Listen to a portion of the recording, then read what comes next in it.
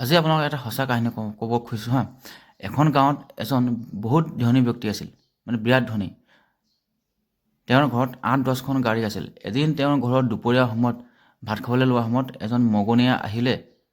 আৰু সেই মগনীয়াজনক সেই ব্যক্তিজনে ক'লে কি যে এতিয়া আমাৰ ভাত খোৱা সময় হৈছে, তই দুঘৰমান গৈ ভিক্ষা মাগি তাৰপিছত আমাৰ ঘৰলৈ আহ। মগনীয়াজন গুচি গ'ল, কিন্তু সেই ব্যক্তিজনৰ মাকে কিন্তু বুজি পালে।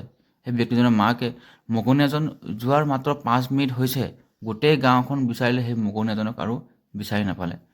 ব্যক্তিজনে মগনীয়াজনক ঘূৰাই পঠিয়ালে আৰু মাকে বিচাৰিলে, গোটেই গাঁওখনত বিচাৰি নাপালে। মগনীয়াজন যোৱাৰ পিছত পৰাই সিহঁতৰ ঘৰৰ অৱস্থা একেবাৰে বেয়া হৈ গ'ল। এটা সময়ত কেইবছৰমান পিছত সিহঁতৰ অৱস্থা একেবাৰে বেয়া হৈ গ'ল। গাড়ী ঘোঁৰা চব বিক্ৰী চেচ। কথাটো হ'ল, ভগৱান সদায় মানুহৰ ৰূপত আহে।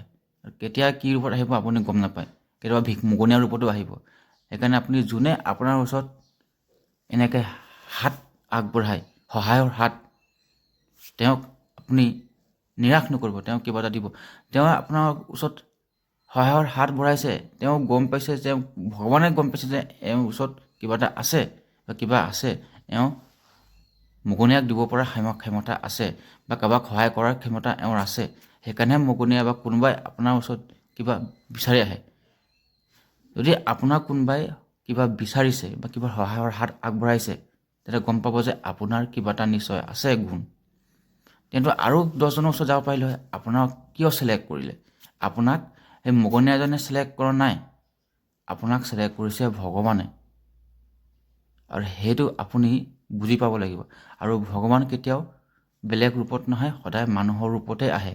হয়তো দুপৰীয়া কোন সময়ত কি ৰূপত কেতিয়া আহি যাব আপুনি গম নাপায়, কিন্তু আপুনি গম নাপায়। সেইকাৰণে যদি আপোনাৰ জেপত সামৰ্থ্য অনুযায়ী কিবা আছে, যদি কোনোবা আপোনাৰ ওচৰত সহায়ৰ হাত আগবঢ়াইছে, আপুনি ইচ্ছাই একো ভবা নিচিন্তাকৈ ডাইৰেক্ট দি দিয়ক বছ।